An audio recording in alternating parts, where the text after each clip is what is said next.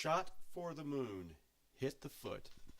My mentor, Henry Hankel, once told me, anyone can do 20 years on a job, but beyond that you better have a passion, because that's what will carry you through the tough times to the end. I didn't understand what he meant when he said it, but in December 2002, as I was entering my 25th year with the Space Shuttle program, it made perfect sense.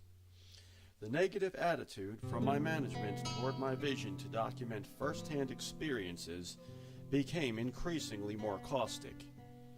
Fortunately, my desire for collecting and model building was at an all-time high, and I was able to neutralize the adverse effects of my obtuse environment. I had the ear of the director of the Marshall Space Flight Center, and my ideas were flowing.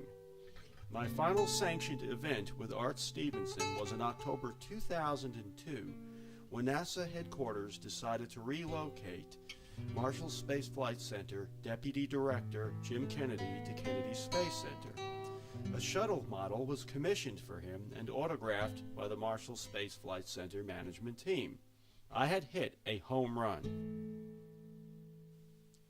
The following month, I received advanced word that the Apollo 17 crew would be making an appearance at MSFC to celebrate the 30th anniversary of their moon landing. The visit was symbolically scheduled for December 11th, the exact date of the final moon landing.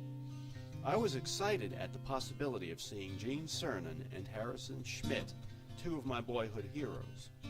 Cernan was the commander on Apollo 17, and the 11th man to walk on the moon.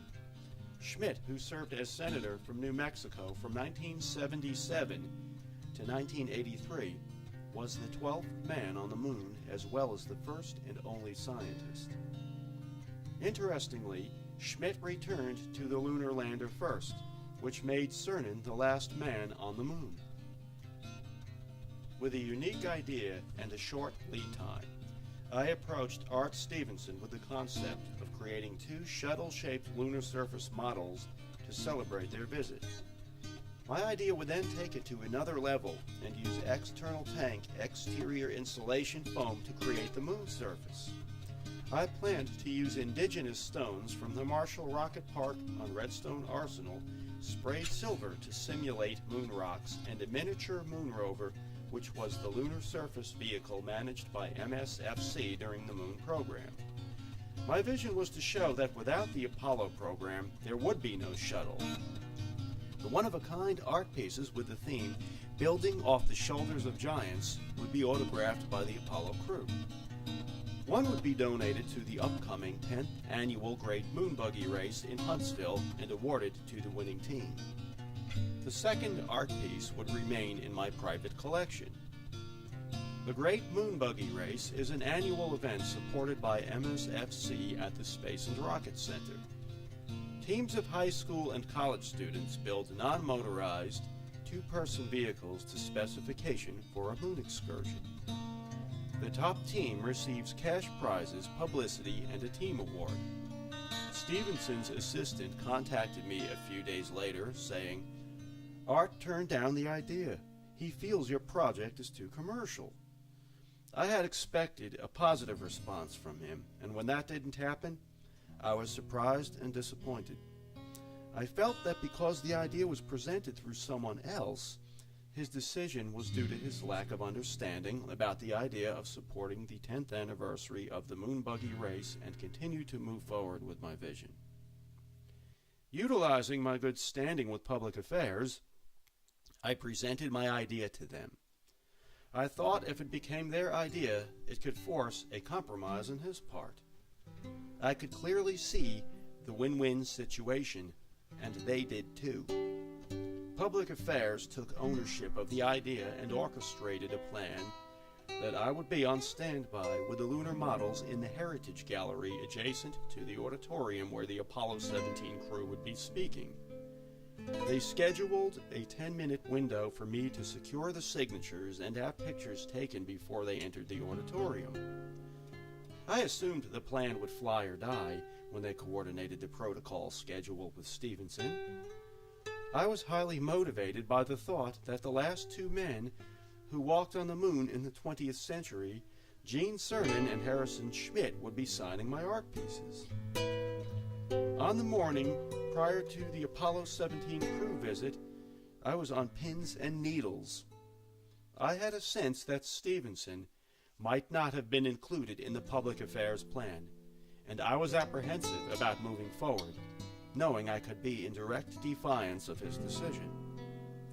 I was quite surprised when I received a last-minute phone call requesting my presence in the Heritage Gallery to meet with the Apollo 17 crew with the models.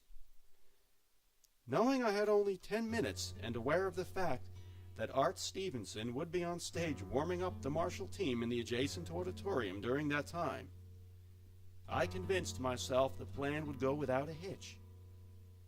I allowed my passion for documenting history to overrule my sensibility and accepted the invitation.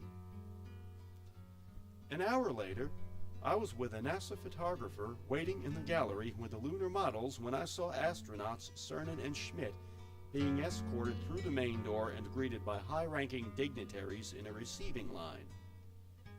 As they entered the gallery, I was introduced as a Space Shuttle team member and a local artist.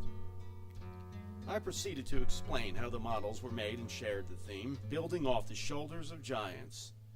They loved the idea. I explained that one autographed model would be donated to the Great Moon Buggy Race, and the other would remain in my personal collection, not to be sold.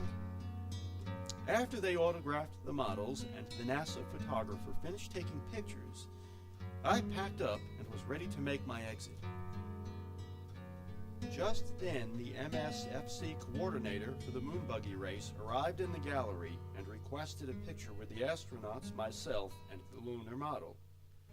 I thought, crap, there's no time for this. As she was removing the model from the box, Art Stevenson entered the gallery.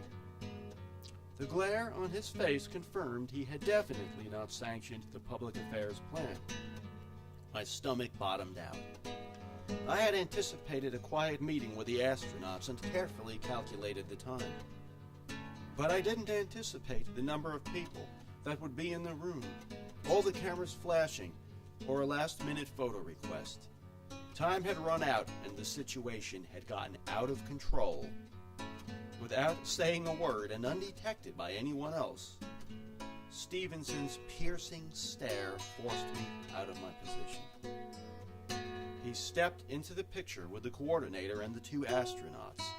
Standing off to the side, I felt a wave of nausea as I thought of what this could mean. Not only the end of his support, but possibly worse. Just then, the protocol director re-entered the room. Stevenson promptly went over and discreetly reprimanded her. As he and the entourage headed to the auditorium for the presentation, he turned back, looked me in the eye, and pointed his finger. "I'll deal with you later," he said. To say I was concerned is a huge understatement. A contractor cannot tick off the center director and get away unscathed. That was on Friday, and I spent the entire weekend expecting the worst. I kept the details of the meeting and my fears to myself. I placed the autographed lunar models on a shelf in my workshop and took out my frustration on the task of replacing our pesky dishwasher, cursing every small obstacle. The following week, I went through the motions at work and cringed at every meeting, waiting for the other shoe to drop. I finally received an email from Stevenson expressing his displeasure. His last words in the email were, "You let your passion overrule your judgment." He was right. I had what I felt was a great idea, and my intentions were good. But when I thought he had turned me down because he did not understand the vision, I reached too far. I let my enthusiasm overrule my good sense, and I lost much of the goodwill I had built up with him. That failure cut me to my core. I kept a low profile and suffered in silence. 1 week followed another and then another. I began feeling paranoid, fearing my IT guys would discover Stevenson's email and decide to elevate the issue to my management. I felt so badly that I didn't even mention the incident to Diane. Art Stevenson and I had developed a relationship of respect and admiration. And I was disappointed in myself. I dug deep, examining my actions in light of his past support and generosity. I never spoke with him again, and I am thankful he chose to offer me grace. Even though my vision failed and the second lunar model never made it to the moon buggy race, I am forever reminded by these two art pieces of an important lesson that I learned. You may have a great idea, but if you don't articulate it well and get everyone on board, it will not succeed. Woodism. When you shoot for the moon, make sure your passion doesn't overrule your sensibility.